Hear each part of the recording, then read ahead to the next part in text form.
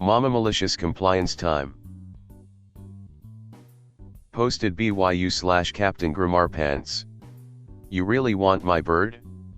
Okay. This happened years ago when I first moved to a new city. I have several parrots, one of which dreams of being an assassin, African Grey. He tries to practice his skills on my other parrots. Unfortunately for him, he's the smallest of the bunch and we're all onto him.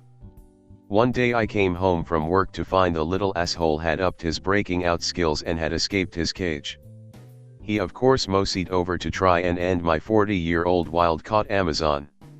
Needless to say, it did not go well for him. I walk in to find my Amazon's cage splattered with blood, my Grey standing atop it, one of his toes close enough to being removed that it made my stomach do fun things.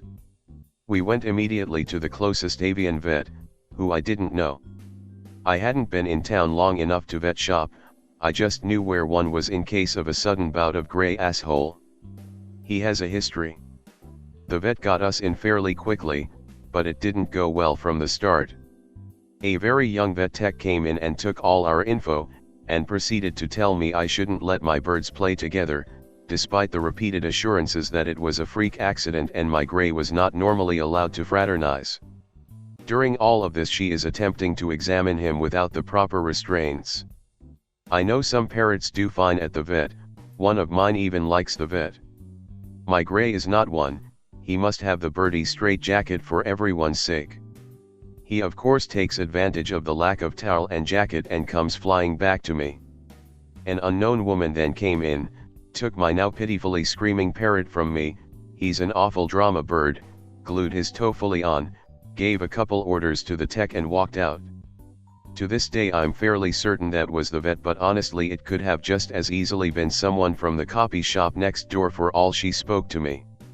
She did however appropriately towel the asshole while gluing. I'm understandably pissed now because I have an odd preference for vets telling me treatment plans and discussing possible things to watch for during healing, of which there were several for his type of injury. The tech then proceeds to tell me they put him on oral antibiotics and insists that she show me how to administer them. Now, for people who haven't had birds for long, or are uncertain on the best way to approach it, this is a great thing. Parrots are very easy to aspirate, and trying to get a syringe into a beak is not easy. I am not one of those people. I assured her that not only did I know how to give him his meds, he would take them from me without a fuss because he was trained to do so. But only from me. See above mentions of his asshole personality. The tech continues to insist. I very politely inform her that if she attempts to give him meds right now when he's horribly upset and in pain that he will bite her. I've had him since he was a few weeks old, I know him, and I know how badly he hates new people when he doesn't feel good. She tells me she can't let us leave until she shows me how. For those of you who have parrots, you know how bad an idea it is to try and handle an upset bird that doesn't know you, particularly if you've no idea how to restrain them. I finally decide to let nature take its course. I hand over my parrot with one last warning. Less than a minute later I take him back and use my shirt to clean the blood off of his beak. The tech is trying very hard to look like everything is fine as she hands me his meds and tries to keep pressure on the brand new beak-shaped hole in her hand. Funny, she never did manage to instruct me on the best way to dose my parrot. TLDR, terrible vet tech tries to give my injured parrot meds despite warnings not to. Ends with him showing his dinosaur heritage and mauling the crap out of her. Posted BYU/little_Bob. Only English in your household? This story happened a few years ago. I used to work for a well-known alarm company doing installs when we got a new guy in. He seemed fresh off the boat with terrible English, and me being fluent in Russian, he got tagged with me. Cast, me. Ivan new guy. Karen homeowner. Background. I've been working with Ivan for a few weeks before the malicious compliance. We spoke Russian between each other but changed to English whenever the customer was around to maintain professionalism. Most customers were okay with this, as you could tell Ivan was struggling with the language, and I would do all the talking to the customer until we got to Karen. That day. It started out just like any other. We get to the house, a lady greets us at the door. Didn't know at the time this was Karen as there were no signs. Do a walk around and everything seems fine. Ivan has not spoken a single word yet. We get to work in the basement and I start talking to Ivan like usual. Not even 5 minutes later, Karen comes running down the stairs demanding that we stop talking in whatever, and this is an English talking household and she does not want her kids to hear it. We apologize and continue working.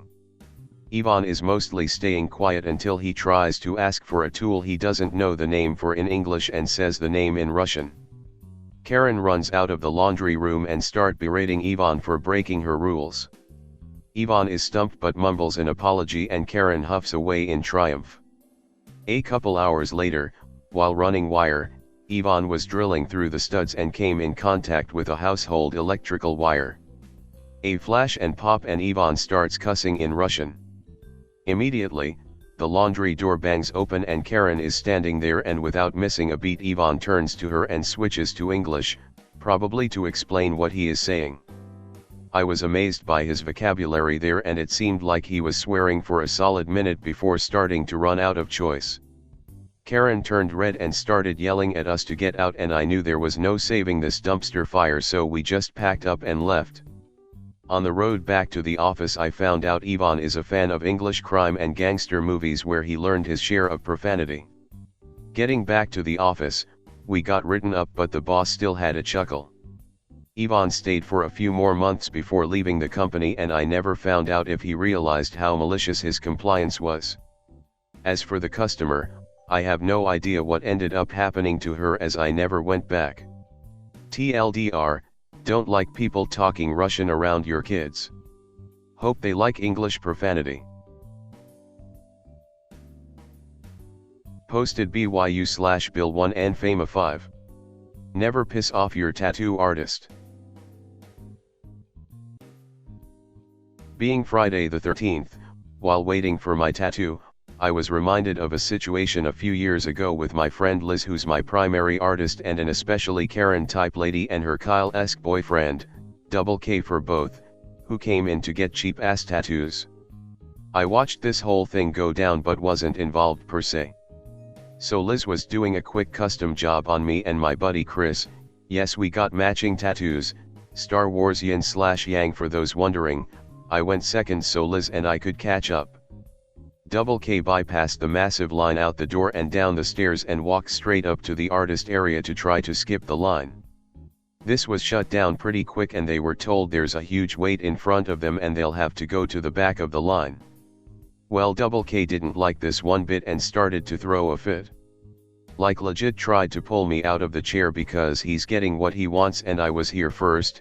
She wasn't. I was there at 8 a.m. to help Liz load in OJ and donuts, and the 10 people in line before me knew this too. Well, one of the artists just finished and said, "I'll take you too." We were all kind of flabbergasted by this, but Liz got this big shit-eating grin on her face, so I knew something was up. I figured the dude would do a terrible job, go too deep, use the wrong needle, something to just royally fuck up their day, but he did none of this. He pulled his flash sheet and said, "Pick one." Karen picked something and he asks where she wants it. Back of her ankle, so dude gets to work free-handing it while Double K keep looking at the line like they won something. Well, they did win something, the smallest tattoo I've ever seen. This thing was no bigger than a dime. From 10 feet away all I could see was a little black spot on her leg that looked more like a mole than a tattoo. Double K lost it. Screaming about him assaulting her and forcing her to get a tattoo and they're gonna call the cops and all that. Then they tried to skip out without paying. They were rather impolitely informed that theft of service is a felony and that cops are only 10 minutes away. They tried to pay up the $13, but that's where the guy's brilliance really shone through. His sheet said custom at the top. All custom tattoos were $31. Not only did this lady have a very tiny, and very intricately detailed tattoo, she only had a $50 on her and they had a big ass sign at the register that said simply no change. Double K ended up paying the shop minimum anyway, but she got her tattoo ahead of the line.